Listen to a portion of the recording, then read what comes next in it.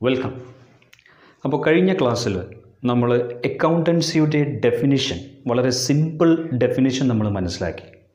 അപ്പോൾ ആ അക്കൗണ്ടൻസിയുടെ one of the ഡെഫിനിഷൻസിലേക്ക് നമ്മളൊന്ന് ഫോക്കസ് ചെയ്ത് കഴിഞ്ഞാൽ നമുക്ക് മനസ്സിലാക്കാൻ പറ്റും, ഒരുപാട് ഫീച്ചേഴ്സുകൾ അല്ലെങ്കിൽ ഒരു ഡെഫിനിഷനിൽ നിന്നാണ് നമ്മൾ കുറേ ഫീച്ചേഴ്സുകൾ ഡെവലപ്പ് ചെയ്യുന്നത്. അപ്പോൾ ആ ഡെഫിനിഷനിൽ എന്താണോ പറയുന്നത് അതിൻ്റെ ചില പോയിൻറ്റ്സുകൾ ഇങ്ങനെ നിരത്തി കഴിഞ്ഞാൽ നമുക്ക് ഫീച്ചേഴ്സ് കിട്ടും, അല്ലെങ്കിൽ ക്യാരക്ടറിസ്റ്റിക്സ് കിട്ടും.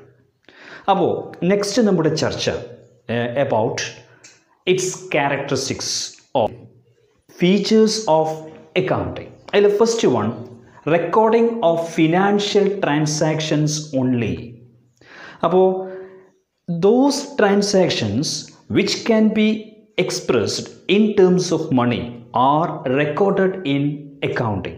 അപ്പോൾ അക്കൗണ്ടിങ്ങിൽ നമ്മൾ ഉപയോഗിക്കുന്നത് അത്തരം ട്രാൻസാക്ഷൻസ് എന്ന് പറഞ്ഞാൽ കഴിഞ്ഞ ക്ലാസ്സിൽ ഞാൻ പറഞ്ഞു ഇടപാടുകൾ അല്ലേ.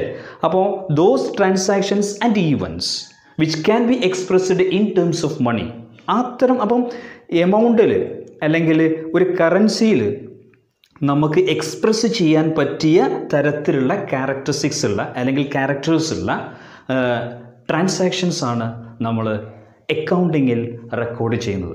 അല്ലാത്ത ട്രാൻസാക്ഷൻസുകളൊന്നും തന്നെ നമ്മൾ പരിഗണിക്കുന്നില്ല. ഓക്കെ, അപ്പോൾ ഇടപാടുകൾ എക്സ്പ്രസ് ചെയ്യാൻ പറ്റണം ഇൻ ടേംസ് ഓഫ് മണി.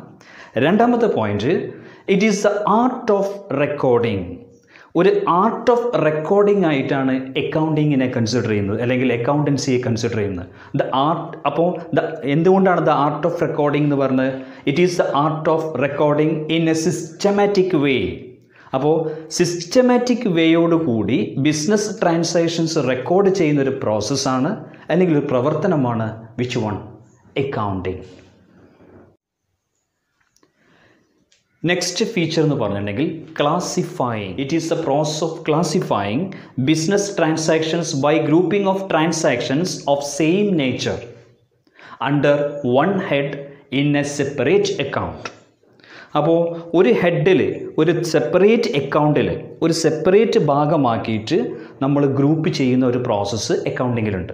അപ്പോൾ ഒരേ സ്വഭാവത്തോടു കൂടിയ ഐറ്റംസുകളൊക്കെ തന്നെ ഒരു സെപ്പറേറ്റ് അക്കൗണ്ടിൽ നമ്മൾ ഫോക്കസ് ചെയ്തിട്ട് അവിടേക്ക് മാറ്റിവെക്കും. ഇങ്ങനത്തെ ഒരു പ്രവർത്തനം അക്കൗണ്ടിങ്ങിൽ നടത്തുന്നുണ്ട്. അപ്പം അതിൻ്റെ യഥാർത്ഥത്തിലുള്ള അതിൻ്റെ ശരിക്കും നമുക്ക് മനസ്സിലാവുക, നമ്മൾ അക്കൗണ്ടിങ് ഓരോ ഘട്ടത്തിലൂടെ നമ്മൾ അക്കൗണ്ടിങ്ങിൻ്റെ പ്രോസസ്സിലൂടെ, അക്കൗണ്ടിങ്ങിൻ്റെ പ്രവർത്തനങ്ങളിലൂടെ നമ്മളിങ്ങനെ പോയി കഴിഞ്ഞാൽ, കുറച്ച് ചാപ്റ്റേഴ്സൊക്കെ ചെയ്ത് കഴിഞ്ഞാൽ ഇതാണ് അത് എന്ന് നമുക്ക് മനസ്സിലാവും.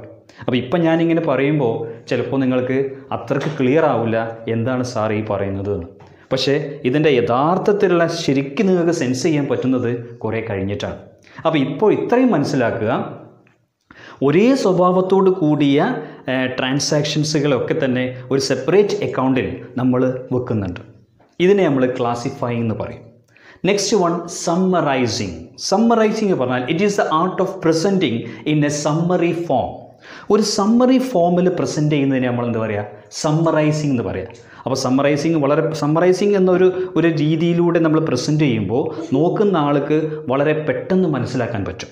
Summarising in A summary form which is very useful for taking various decisions. Next feature എന്ന് പറഞ്ഞിട്ടുണ്ടെങ്കിൽ അനാലിസിസ് ആൻഡ് ഇൻ്റർപ്രിട്ടേഷൻ. അപ്പോൾ ഒരു അനാലിസിസും ഒരു ഇൻ്റർപ്രിട്ടേഷനും നമുക്ക് നടത്താൻ പറ്റും, വിശകലനം ചെയ്യാനും വിലയിരുത്താനും.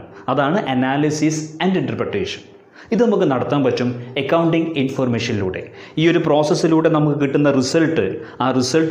റിസൾട്ട് കിട്ടിക്കഴിഞ്ഞാൽ അതിനെ നമുക്ക് അനലൈസ് ചെയ്യാനും പറ്റും, ഇൻ്റർപ്രിറ്റ് ചെയ്യാനും പറ്റും. ഓക്കെ, അപ്പോൾ in such a manner to get a full information about its profitability. ഒരു ബിസിനസ്സിൻ്റെ profitability and the financial condition. അപ്പോൾ ഒരു ബിസിനസ്സിൻ്റെ പ്രോഫിറ്റബിലിറ്റി എത്രയാണ്, അല്ലെങ്കിൽ ലോസ് എത്ര ലോസിലേക്കാണ് അത് പോയത്, അതിൻ്റെ പ്രോഫിറ്റബിലിറ്റി എത്രയാണ്, അതിൻ്റെ ഫിനാൻഷ്യൽ കണ്ടീഷൻ എത്രത്തോളമാണ്, ഈ വക കാര്യങ്ങളൊക്കെ തന്നെ നമുക്ക് അനലൈസ് ചെയ്യാനും അനലൈസ് ചെയ്തതിന് ശേഷം ഒരു വിലയിരുത്തൽ നടത്താനും നമുക്ക് സാധ്യമാണ് അക്കൗണ്ടിങ്ങിലൂടെ.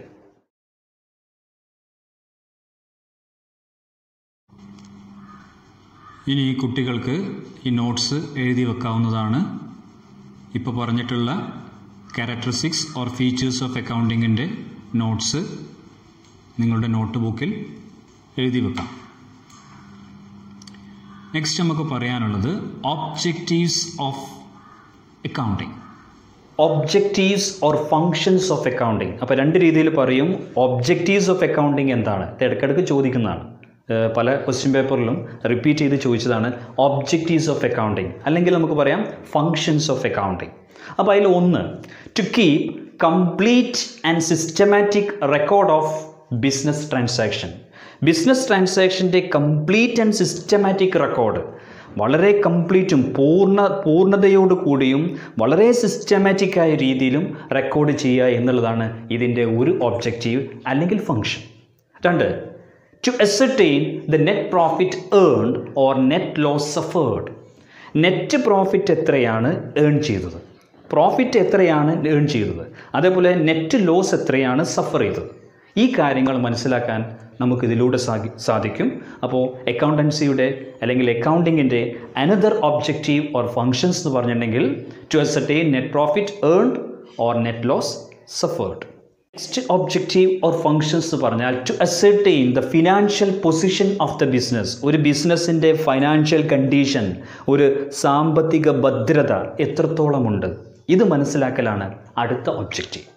പിന്നെ next one, to make the information available to interested users or parties. അപ്പോൾ ഇൻട്രസ്റ്റഡ് ആയ പാർട്ടീസിനൊക്കെ തന്നെ ഇതിൻ്റെ ഇൻഫർമേഷൻ അവൈലബിൾ, ലഭ്യത വരുത്തുക. അപ്പോൾ ആർക്കൊക്കെയാണോ ഡിസിഷൻസ് ടേക്ക് ചെയ്യാനുള്ള ഈ ഒരു അക്കൗണ്ടിങ്ങിലൂടെ ആർക്കൊക്കെയാണോ ഇതിൻ്റെ ഇൻഫർമേഷൻസ് ആവശ്യമുള്ളത്, അക്കൗണ്ടിങ് ഇൻഫർമേഷൻ ആവശ്യമുള്ളത്, അവർക്കൊക്കെ തന്നെ പ്രോപ്പറായ രീതിയിൽ ഇൻഫർമേഷൻസ് സപ്ലൈ ചെയ്യുക, ഒരുപാട് തീരുമാനങ്ങൾ എടുക്കാൻ വേണ്ടിയിട്ട്. അഞ്ചാമത്തെ ഇതിൻ്റെ ഒബ്ജക്റ്റീവ് എന്ന് പറഞ്ഞാൽ to know the year to year performance. ഒരു ഇയറിൽ നിന്ന് അടുത്ത ഇയറിലേക്ക് എത്തിക്കഴിഞ്ഞാൽ നമ്മൾ എത്രത്തോളം നമ്മൾ പ്രോഗ്രസ്സായി, നമ്മുടെ പെർഫോമൻസ് എത്രത്തോളമാണ്, ഇത് മനസ്സിലാക്കാൻ അക്കൗണ്ടിങ്ങിലൂടെ സാധിക്കും.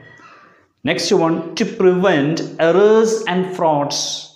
അപ്പോൾ എറേഴ്സുകൾ, കുറേ തെറ്റുകൾ സംഭവിക്കും, കുറേ ഫ്രോഡ് വർക്കുകളൊക്കെ തന്നെ പല അക്കൗണ്ടിങ് ജോബ് ചെയ്യുന്ന ആളുകളൊക്കെ തന്നെ മാൽ പ്രാക്ടീസൊക്കെ നടത്തും, അല്ലെങ്കിൽ ചില തെറ്റുകളൊക്കെ നടത്തും. അതേപോലെ തന്നെ ഫ്രോഡ് വർക്കുകളൊക്കെ, ചതികളൊക്കെ ചെയ്യും.